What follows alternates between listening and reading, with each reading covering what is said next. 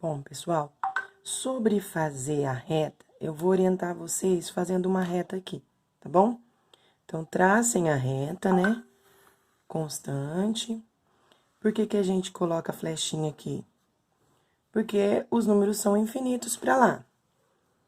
E também são infinitos para cá. Tanto para o lado positivo, quanto para o lado negativo. Quem é a origem? Quem que divide isso? Quem que demarca o lado positivo e o lado negativo? Né? O positivo e o negativo. Quem que demarca essa divisão?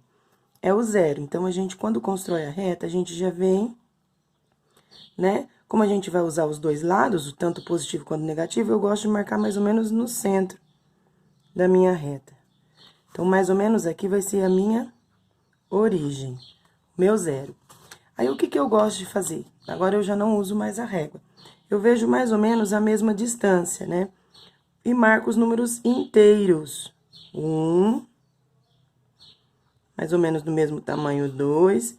Não fica certinho, exatinho, né? Mais ou menos do mesmo tamanho, 3. E aqui a minha reta foi até o 4.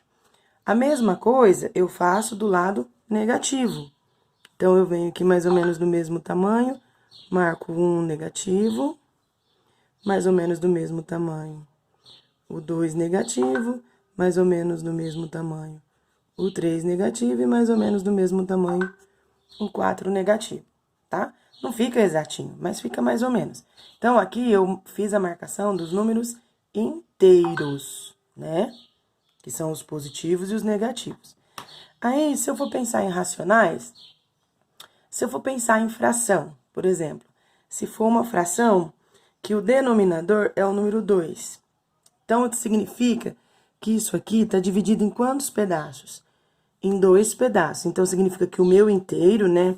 Que a minha, se fosse uma pizza, ela está dividida em 2 pedaços. Então, eu vou dividir o meu inteiro em 2 pedaços. Quem é meu inteiro? Isso é um inteiro, isso é um inteiro. Então, eu venho e divido no meio o inteiro, né? Venho e divido no meio o outro inteiro. Aqui eu tenho outro inteiro, divido no meio também. Aqui outro inteiro, e assim por diante. Mesma coisa acontece do lado negativo, ó. Um inteiro, dividir o outro inteiro e o outro inteiro. Porque não tá falando que é no meio, que é na metade? Então, por exemplo, quem que seria o número 3 meios? Né? Eu vou pegar 3 partes de uma coisa que está dividida em 2. Só uma pizza vai dar? Lembra lá, quando a gente trabalhou com as barras de chocolate, quem representava o inteiro, quem eram os inteiros, se era apenas um inteiro ou se tinha mais de um inteiro, que aí eu falei que são as frações impróprias, e a gente ia entrar nisso, que são os números mistos, né? A gente vai trabalhar isso um pouquinho mais nesse capítulo de números racionais. Então, ó, uma pizza só não vai dar para eu pegar 3 pedaços de pizza. Então, eu vou precisar de mais uma pizza dividida em 2 pedaços, aí eu pego mais uma. Então, para eu pegar 3 metades, eu preciso pegar 1, 2 metades, 3 metades.